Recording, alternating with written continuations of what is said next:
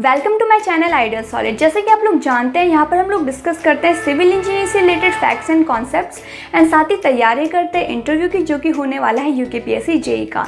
तो I hope आप सब लोग अच्छे से प्रिपरेशन कर रहे होंगे, चीज़ों को रिवाइज कर रहे होंगे एंड हमारी वीडियोज़ आप लोगों के लिए हेल्पफुल भी हो रही होंगी। तो आज इस टॉपिक के बारे में हम लोग डिस्कस करने वाले हैं, वो हमारे प्रीवियस टॉपिक से काफ़ी डिफरेंट होगा। लेकिन अगर मैं आपको इसकी इंपॉर्टेंस की बात बताऊं तो ये टेक्निकल एंड नॉन टेक्निकल दोनों पॉइंट ऑफ व्यू से बहुत ही ज़्यादा इंपॉर्टेंट टॉपिक है। एंड स्पेशली जो स्टूडेंट यूकेपीएससी जेई इंटरव्यू की प्रिपरेशन कर रहे हैं उनके लिए तो टॉपिक और भी ज़्यादा इंपॉर्टेंट हो जाता है। तो डैम तो आप लोगों को पता ही होगा, आप लोगों ने सुना भी होगा एंड डेफिनेटली देखा भी होगा। तो डैम को हम लोग हिंदी में बांध बोलते हैं। अब डैम होता क्या है, इसके पर्पज़ क्या होते हैं, ये हम लोग आगे डिस्कस करते हैं। तो डैम एक टाइप का स्ट्रक्चर होता है जो कि हम लोग रिवर के ऊपर कंस्ट्रक्ट करते हैं, यानी कि वाटर बॉडीज़ के ऊपर कंस्ट्रक्ट करते हैं। अब डैम का स्ट्रक्चर हम कुछ इस तरीके से कंस्ट्रक्ट करते हैं कि डैम के साइड्स में हम लोग रिवर के पानी को स्टोर कर सकते हैं, जैसे कि आप यहाँ पर देख सकते हैं। एंड इस पानी का यूज़ हम लोग अलग अलग पर्पज़ के लिए कर सकते हैं। सबसे पहले तो इस पानी की मदद से हम लोग अपने फील्ड को इरीगेट कर सकते हैं, यानी कि अपने खेतों की सिंचाई कर सकते हैं कैनाल में पानी को डाइवर्ट करा के।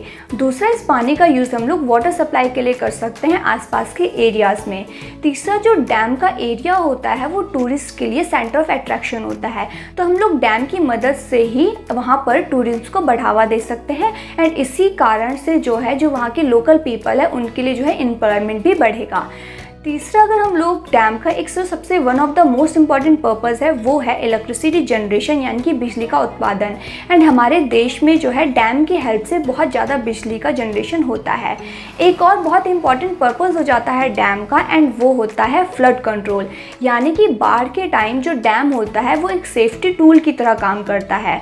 बाढ़ के टाइम जब नदी का लेवल ऊपर बढ़ जाता है तो डैम उस एक्सेस वाटर को अपने अंदर स्टोर कर लेता है एंड जो आसपास के एरियाज़ है उनको आपदा से एंड नुकसान से काफ़ी हद तक बचाता है।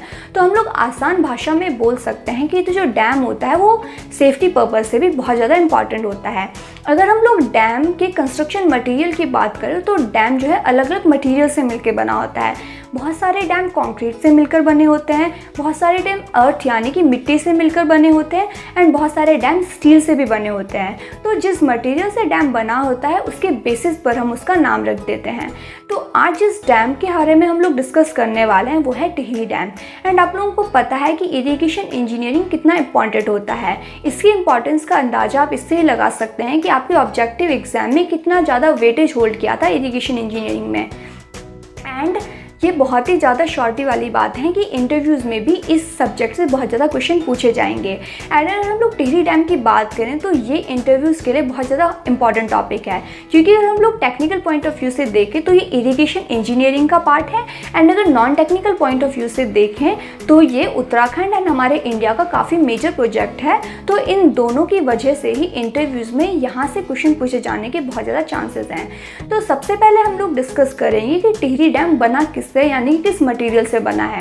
तो टिहरी डैम एक रॉक अर्थ फिल डैम है, यानी कि जो इसका मेन स्ट्रक्चर है वो रॉक एंड अर्थ यानी कि मिट्टी को अच्छे से कॉम्पैक्ट करके अच्छे से दबा के बनाया गया है। अब क्वेश्चन ये अराइज होता है कि हमने रॉक अर्थ फिल डैम ही क्यों बनाया।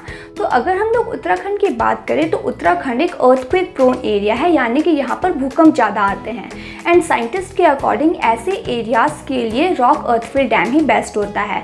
अगर हम लोग टिहरी डैम के डिज़ाइन की बात करें तो ये अर्थक्वेक मैग्नीट्यूड 8.5 तक भी अच्छे से सहन कर सकता है। तो आप लोग इमेजिन कर सकते हैं कि ये डैम कितना स्ट्रॉन्ग होगा। आप लोग जानते हैं कि टिहरी डैम हमारे देश का, हमारे राज्य का कितना इम्पॉर्टेंट स्ट्रक्चर है, कितना मेजर स्ट्रक्चर है। अगर हम लोग इसके साइज़ की बात करें तो ये एशिया का सबसे ऊंचा अर्थफिल डैम है। एंड अगर पूरे दुनिया में हम इसकी पोजीशन की बात करें तो 12th प्लेस पर आता है। हम जब इसके साइज़ की बात कर ही रहे हैं तो मैं आपको इसके मेज़रमेंट भी साथ साथ में बता देती हूँ। तो जो टिहरी डैम है उसकी ऊंचाई यानी कि हाइट होती है 260.5 मीटर।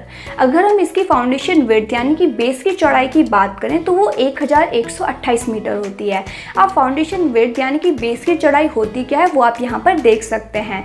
तीसरा जो इसकी टॉप की विड्थ होती है यानी कि इसके ऊपर की चौड़ाई होती है वो होती है 20 मीटर। अब इन सब मेजरमेंट के फीट में कन्वर्जन साथ में आप यहाँ पर देख सकते हैं।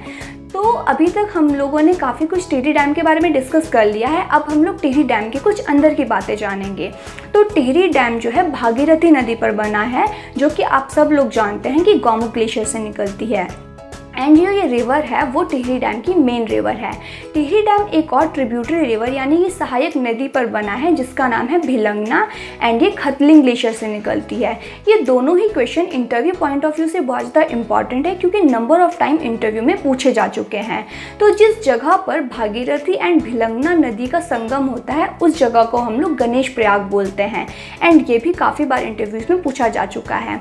तो टिहरी डैम के अलग अलग नाम हैं। एक नाम तो टिहरी डैम ही है, दूसरा जो एक और नाम इसका है वो है गणेश प्रयाग। जैसा कि हमने डिस्कस किया, यहाँ पर भागीरथी और भिलंगना का संगम होता है, इसीलिए टिहरी डैम को हम लोग गणेश प्रयाग भी बोल देते हैं। दूसरा जो इसका नाम है वो है स्वामी राम तीरथ सागर, एंड ये इंटरव्यू पॉइंट ऑफ व्यू से काफ़ी इंपॉर्टेंट होता है, क्योंकि मोस्ट ऑफ द टाइम जो इंटरव्यूअर होता है वो इसी नाम से आपसे टिहरी डैम के बारे में इंफॉर्मेशन पूछ सकता है। जो एक और नाम इसका है वो है सुमन सागर, एंड ये लोकल पीपल यानी कि स्थानीय लोगों ने श्रीदेव सुमन जी को श्रद्धांजलि देने के लिए इसका नाम रखा था। तो अभी तक इस वीडियो में हम लोगों ने डिस्कस किया कि डैम होता क्या है, टिहरी डैम क्या है, इसकी मेजरमेंट क्या है, एंड ये किन किन नदियों पर बना है। नेक्स्ट हम लोग डिस्कस करेंगे कि ये डैम बना कैसे कैसे। लेकिन उससे पहले मैं आप सब लोगों से रिक्वेस्ट करना चाहूँगी कि अगर आपको ये वीडियो पसंद आ रहा हो तो वीडियो को लाइक एंड शेयर ज़रूर करें, एंड हमारे चैनल को चेकआउट ज़रूर करें, क्योंकि आपको यहाँ पर सिविल इंजीनियरिंग से रिलेटेड बहुत सारी टेक्निकल वीडियोज़ मिल जाएंगी जो कि आपके बहुत सारे एग्जाम में हेल्पफुल साबित होंगी। तो अगर हम लोग इसके कंस्ट्रक्शन प्रोसेस की बात करें तो 1949 में टिहरी डैम के लिए सर्विस स्टार्ट हो गए, एंड 1961 में सारे सर्विस कंप्लीट भी हो गए।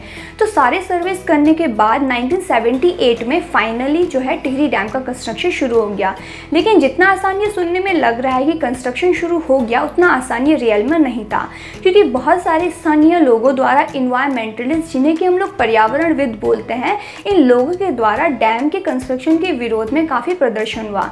एंड जो है इनका प्रदर्शन करना बहुत ज़्यादा ऑब्वियस भी था, क्योंकि डैम के कंस्ट्रक्शन की वजह से ही हज़ारों परिवार अपना घर, अपना गांव छोड़ने को मजबूर हो गए थे। एंड अगर हम लोग एनवायरनमेंट पॉइंट ऑफ व्यू से भी देखें तो हमारे पर्यावरण को भी इससे बहुत नुकसान हो रहा था। तो लोगों ने मिलकर बहुत सारी डैम विरोधी समितियों का गठन किया, बहुत सारे प्रयास किए गए कि डैम का कंस्ट्रक्शन ना हो। बहुत सारे रीज़न दिए गए कि किन किन रीज़नों की वजह से हमें डैम को नहीं बनाना चाहिए, लेकिन इनकी जितने भी प्रयास थे वो सारे जो है काम नहीं आए, सारे फेल हो गए। इनफैक्ट जो सरकार थी उन्होंने लोगों को आश्वासन दिया कि जो डैम है वो पूरी सेफ्टी के साथ बनाया जाएगा, एंड जो लोग बेघर हो रहे हैं उन्हें जो है जगह दी जाएगी, उन्हें रहने के लिए घर दिए जाएंगे। तो इसी डैम के कंस्ट्रक्शन के दौरान THDC यानी कि टिहरी हाइड्रो डेवलपमेंट एजेंसी का भी गठन हुआ, जिसके अंडर डैम का पूरा कंस्ट्रक्शन हुआ।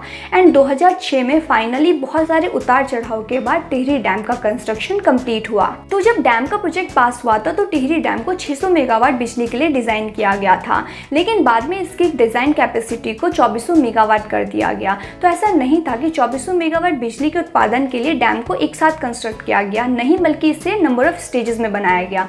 तो आप लोग देख सकते हैं कि टिहरी डैम कितना बड़ा है एंड ये कितनी ज़्यादा इलेक्ट्रिसिटी को जनरेट करता है। तो अगर हम लोग इसके पावर डिस्ट्रीब्यूशन की बात करें तो ये बहुत सारे स्टेट में पावर को सप्लाई करता है।